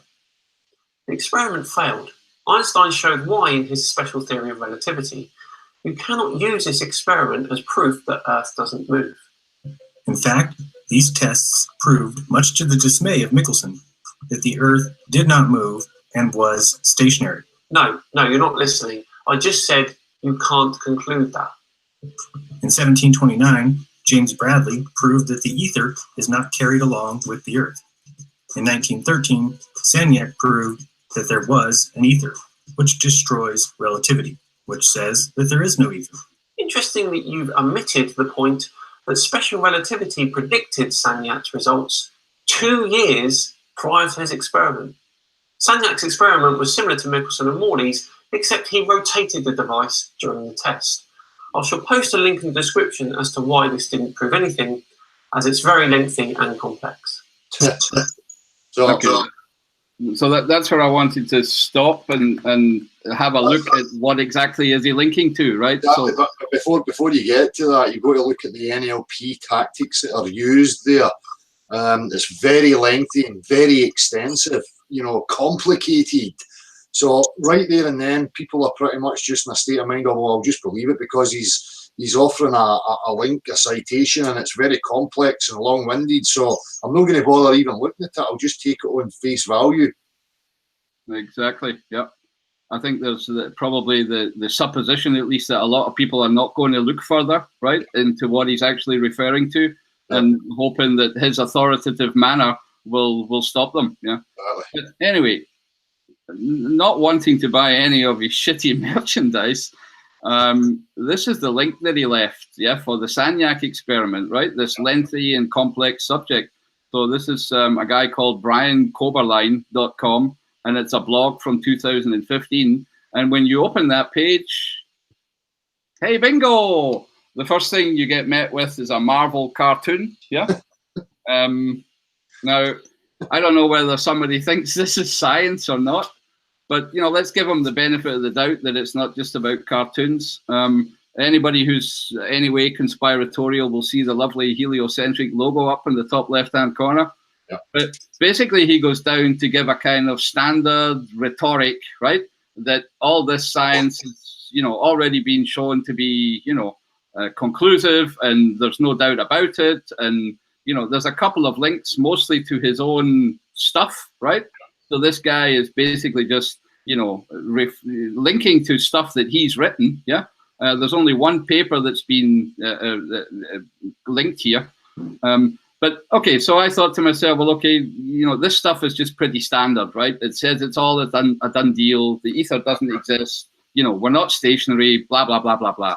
And the Sagnac effect is a specific optical experiment that is used in inertial navigation systems, right?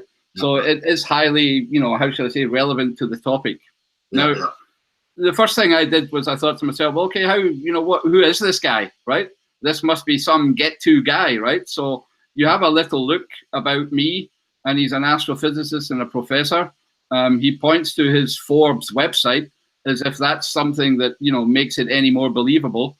And what I was trying to find is whether he had any research papers and stuff like that. And, I looked all over the web, and he doesn't have any, right? So what he seems to be, to me at least, is a professor of education.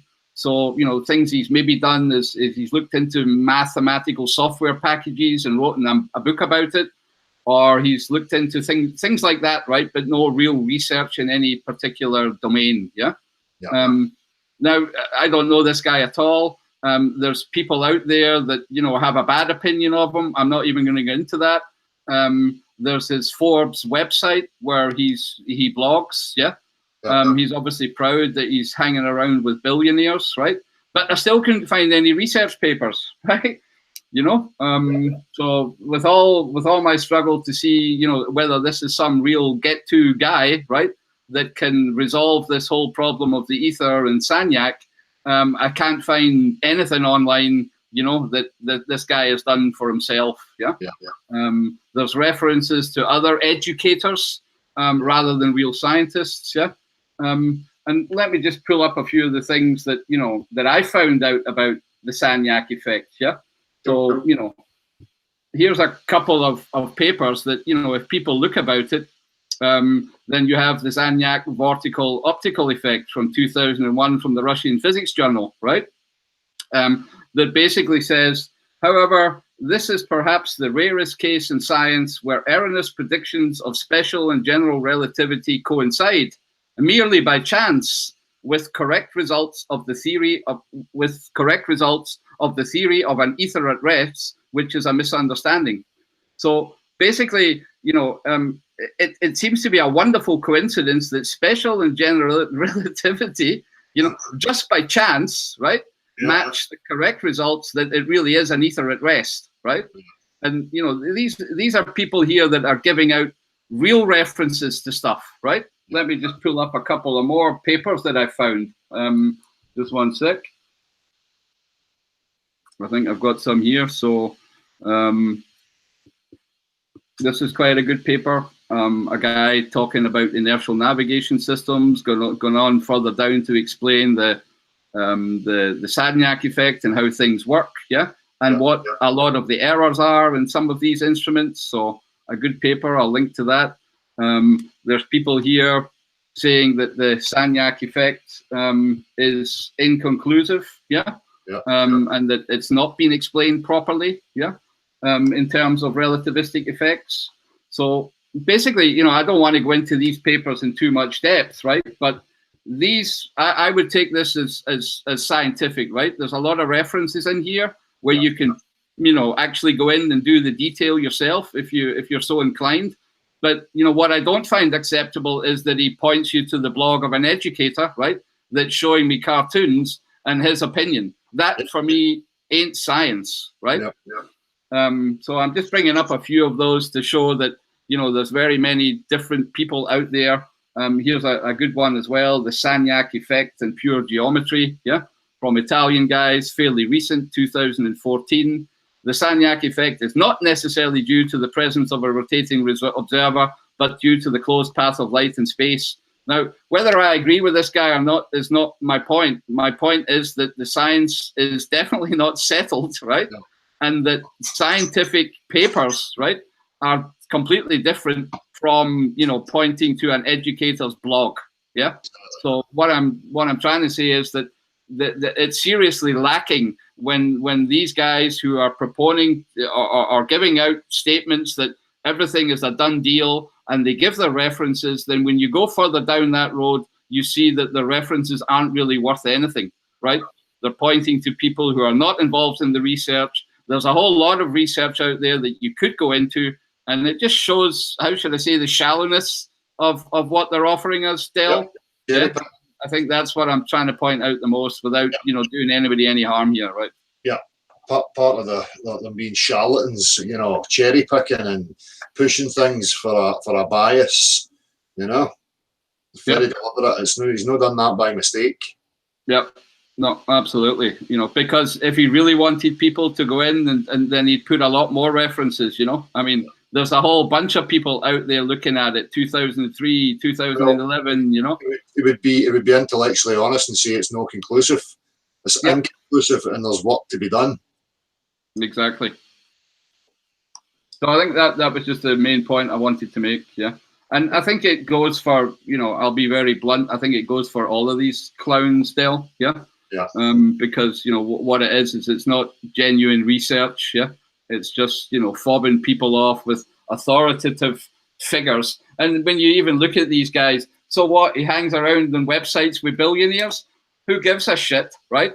He's got absolutely nothing, you know, conducive, no research. He's just another guy with an opinion, and a wrong one, if you ask me. Exactly. And that's a huge aspect of their games, this NLP type tactic. You know, the authoritarian type approach, looking down at the camera, being assertive, there's my link, you know, knowing fine well the psychology of people and that they're never really going to pursue it. But if he can just assume that authority, get people's attentions that way, they're pretty much going to believe anything he fucking says, which is just a mirror of the education system that we've all went through. It's the exact same thing. That's right. You know, we've been conditioned to accept those things, so they can just throw them out, and anybody who's not really discerning, will just, you know, go with the flow and believe it automatically. Yeah. It's a sad affair. Yeah. Exactly. So people need to learn not to let that type of stuff intimidate them. Nobody's the authority over you, and don't give anybody that place. Push yourself, check things out for yourself, and see if they add up. Yep, absolutely. And I'm sure, you know, in nearly anybody that we looked at, we'd find the same. There's a very, you know, it's a shallowness of any real scientific research, as far as I'm concerned, on the side of the globe, because they tend to think it's all a done deal, right? And they're quite happy just to regurgitate what they've heard. And the fact of the matter is, it's not a done deal. There's lots of clever people out there looking and, you know, researching and taking it to the next level. And I really wish we could engage them in conversation. But they're being gatekept by all these wankers. Yeah. Exactly. Yeah. Bias confirmation, cherry picking in order to suit their fucking a wee agenda. You know?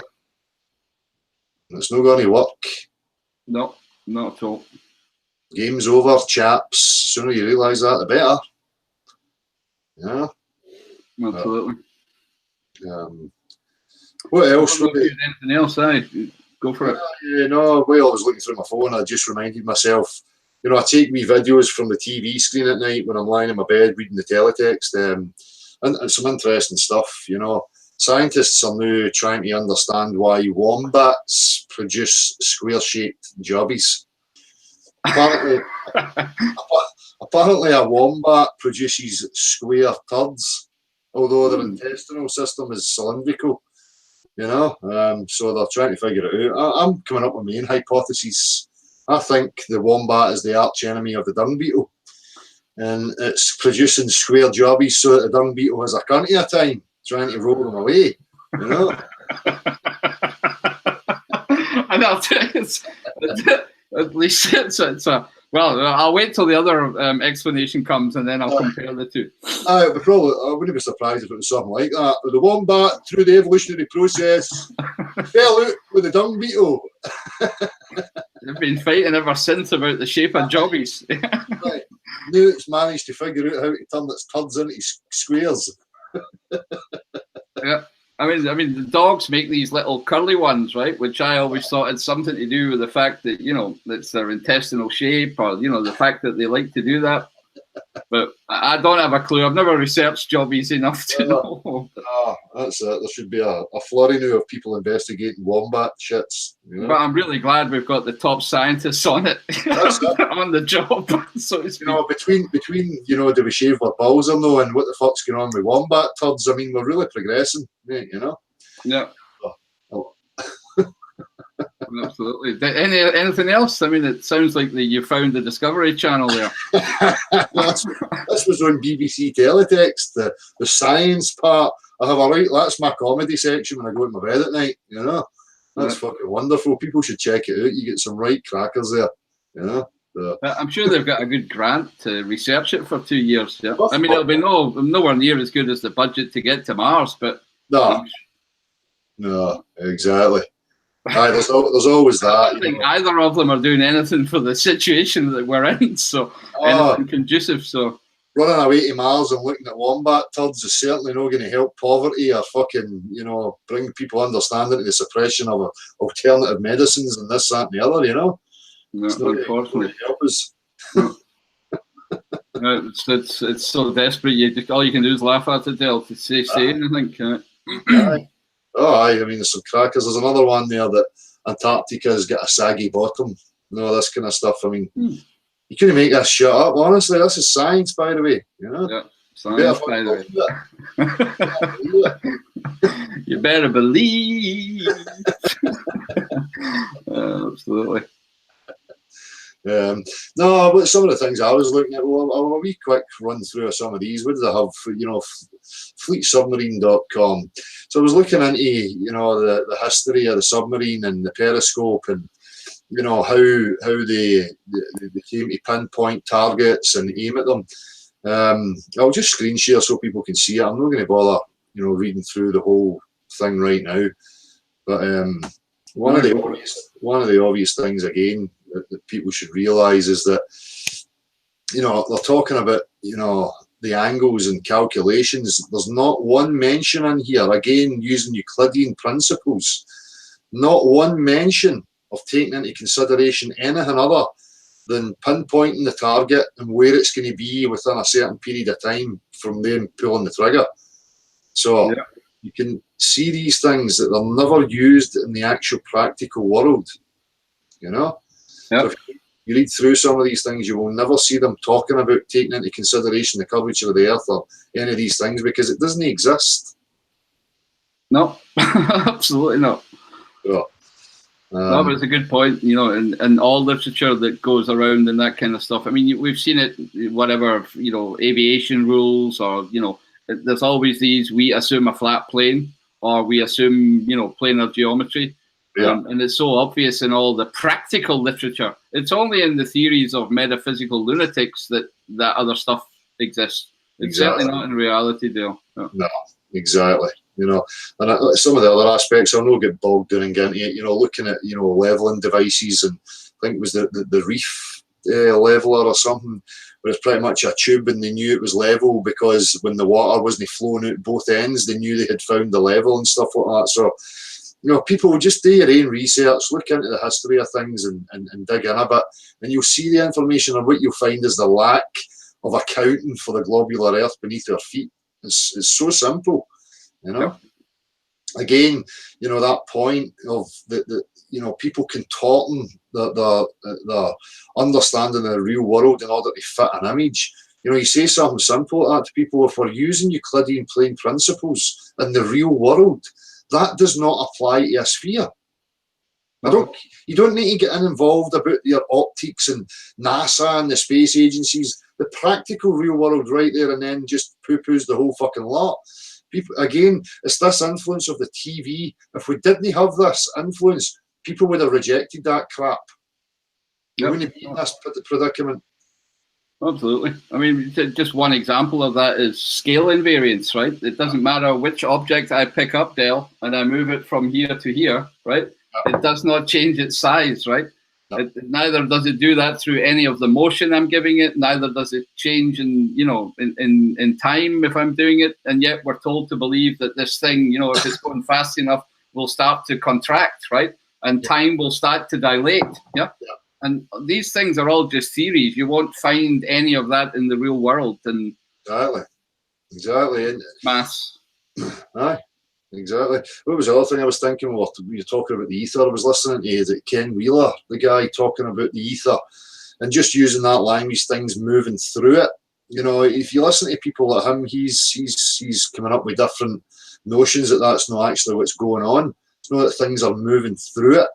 I'm the expert in it, but there's some people here who are digging in and coming up with alternatives and different explanations about what these things actually are. So the point is just don't take it from one source and then take that as solid fact. You have to be critical and skeptical of yourself, and make sure you're tripping yourself up and seeing your own biases, because people will hear something that suits them and they'll just adopt that and then start regurgitating it and taking a stance against other people who are saying something contrary. So yep. And there's just maybe on that point too, so where again we're about the word soldier. I'm just going to share my screen one more time.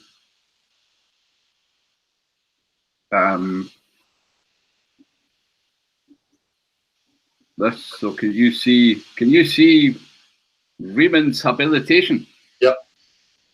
Well, Riemann was the guy who basically, introduced the spherical geometry, onto our foundation, and his habilitation was called on the hypotheses which lie at the base of geometry, right? Yeah. So he comes at it from a mathematical, analytic, systematic way of viewing the world.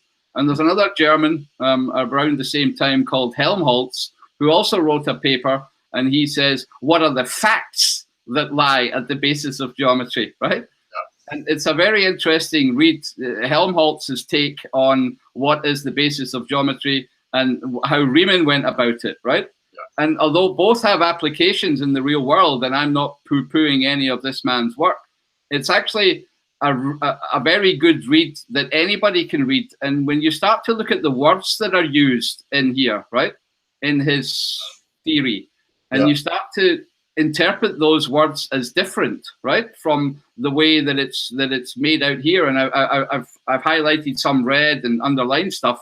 Yeah. Then you can see it's all about the geometry of position, and about quantification, which I talked about a minute ago, right, and of magnitudes, and what he called Mannigfaltigkeit, which is about manifolds, which is where we get the word manifolds, and there's a lot of things in here that have to be assumed, right? Or I'm not going to go through all of this. I'm just giving people a kind of sense of when they look at the words that are written, these things aren't as difficult, right? You can actually see the bullshit, or you can see where things have gone wrong, and where the words that are used, is very much where I think the problems lie, and where mathematics needs to turn its attention. Because, I've said this before, you will not find any mathematical propositions to do with visual perception, anything like Euclid's elements, although tangible space and visible space are two completely different things, right? Yeah. And the elements, people have went up and down that, they've wrote thousands and thousands of books on this topic, but you will not find one book about the geometry of visual space, right? And that for me is I've said it before, a huge elephant in the room. And this guy has a lot to do with it, and his habilitation. Again, I'd urge people to read some of these things, even if they're not mathematically inclined, just to look at the words that are being used. And in the context of the flat Earth, you will have a different interpretation of what this guy is saying, right? As opposed to the way a mathematician would understand it. Anyway, I just wanted to throw that up there. Excellent. I'm going to do a couple of videos on it as well, anyway. So good. I will. If you're doing the videos, we can always continue them here as well, mate. Absolutely, yeah. I always enjoy chatting to somebody about it. Dale, I've said that before. I don't like making these videos on my own, and I'm still screen sharing. This kind of staring at a blank wall, and in my own wee bubble. So I much prefer having an interaction with somebody. Good, mate. Good. I always appreciated, mate. I don't know if there was anything else. I'm just going to say hello in the chat box. Join in if you're. Right, I think I need to go for my din-dins anyway. So. Cool, mate. Thank you once again for a pleasant afternoon. I enjoyed the conversation. Appreciated, mate. As always. Thanks to everybody who's watching, listening, chatting, or whatever. See you everybody soon. Cheers, mate. Cheers, big man. Cheers, bud. So, Mr. Bev's beyond belief what he's doing. Scott Gallagher, Kill Steel, Jack Stander, Scott Gallagher, Tennessee Smoking Fish team. It's coming around again. I am because we are one love. How you all doing? Vegan Warrior. VTech is being censored. I have subscribed and requested all alerts, but I don't get any. I just happen to see this one on a feed. YouTube is on some bullshit. Yeah, well, we know about these things, but I never get any attention. I never have. Fuck them. You know. Cheers for letting us know. Nope. Midnight Gardener, Dean Stewart, Sean Hutton, Bloody Stickle and Water. Expander, Nicholas, Storm Yamaha. Oh, Elisa, how he's doing? Rickus Vaticus, Tony Dixon. Walter Williams, Master Bevs, AD Left Nut News. Leave the mugs, the mugs are coming. As I say, I'll sell the rights. 20 quid a mug, 50 quid a t-shirt. How does that sound? I'd say that's a fair deal. I'm only kidding, by the way, before the morons take it literally. Yeah, I think I'm actually meaning it. Just get a t-shirt yourself. You don't need to buy them all for people. It's very fucking simple. Get yourself a t-shirt and print the fucking thing. Take it to a print shop, get them to print one whatever you like. Big Red still trying to see if you want to do something musical. I'm always looking to do musical things. Cheers, Teddy Boy. It's Magumba made the t-shirt for me. That's our prices. Dave Finkel, how you doing, mate? Cheers. Exactly, David Marks. Exactly. Exactly, David Marks, Vegan Warrior, stop buying bullshit. That's it.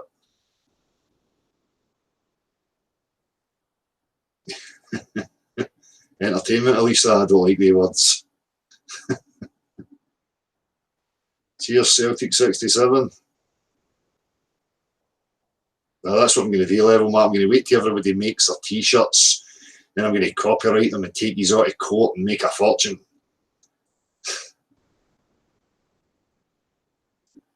Name your price. 20 grand. 20 grand, I'll give you the rights to it.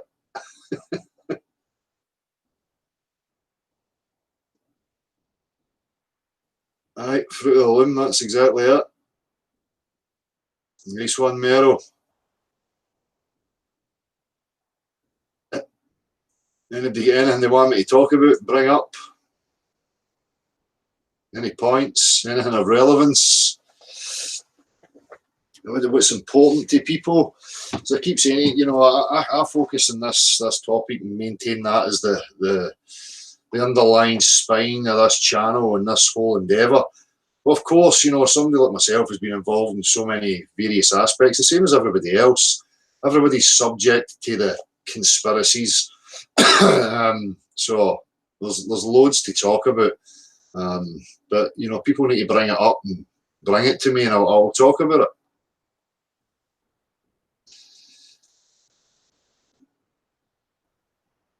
You don't think FE in schools? No, I mean, this is the point. What FE are we bringing to schools? You know, unless people are going to the schools with the postulation that, look, we're questioning the globe and there's obviously things found wanting. It's not a globe. We have to then have, you know, full transparency, you know, readdressing what science has been offering us, and we need that exploration. So I don't think it's going to be useful for us to be getting into schools with domes and ice walls and pizza dishes and all this stuff. They're just perpetuating the same kind of mindset that people take things on faith. And we're trying to encourage discernment within the individuals. Be critical.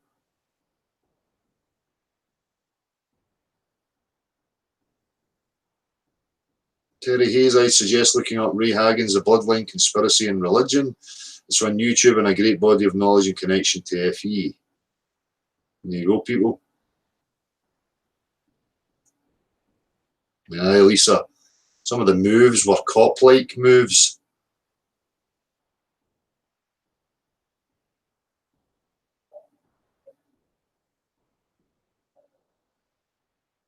Mero, I was just thinking it's imperative to lock some things down. Like if we are talking about water level, don't start changing the subject because it makes people uncomfy. Exactly. Hold them to the points, make sure the points are made. As I say, lay it out, get them on first principles, things that you can bring them back to. As you see with some of the interviews, you get them to agree on their common sense, their direct experience of reality, you know, and how they would never accept an image, and then move on so that you've always got the foundation to bring them back to, what they agreed upon.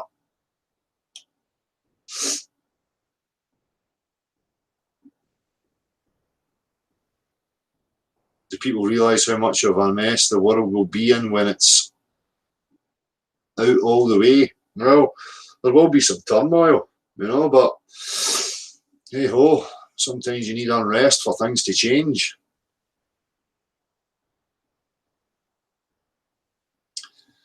No, it is exactly that, Vegan Warrior. People are bringing fantasy and postulations about metaphysics and all sorts of unattainable, unverifiable things and trying to make them relevant.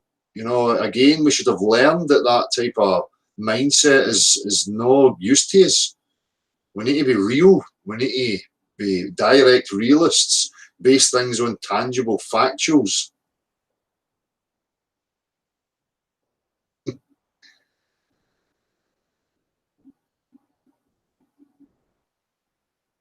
Ocular Accommodation by Dr. Charles Sheed. Not read it yet, but was told first few pages covered refraction. You go riddle me this. One man, he's detector. Who's to know which way that arrow on a compass is really pointing? Well, this is it. I've looked at, you know, the inverted circular maps where you've got Antarctica as the centre, which is, you know, I use that to bring about, you know, skepticism in regards to these people who were postulating a trip to Antarctica and crossing Antarctica, because that's under the assumption that Antarctica is this wall of ice from the outside of us and that you're going to traverse it and find something else. Well, how do we know? Well, if that's the central point, and then you cross it and you come out the other side, then what? Oh, look, it's a globe. I mean, we have to be very careful.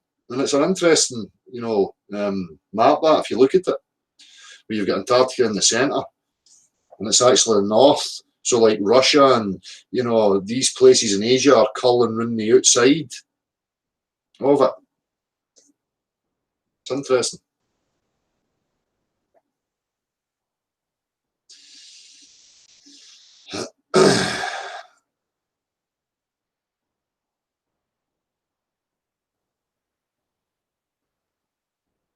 Right, anyway, people, that's me. I've got nothing else to offer. If nobody's got anything they want me to bring up, then I'm just going to go. So thank you again to everybody. Cheers, Gav. As always, much appreciated. And mods, apologies for last night. I never gave the nod last night, but appreciated for what you're doing in the chat box, and the same again this afternoon. So I will see everybody very soon. Take care, people.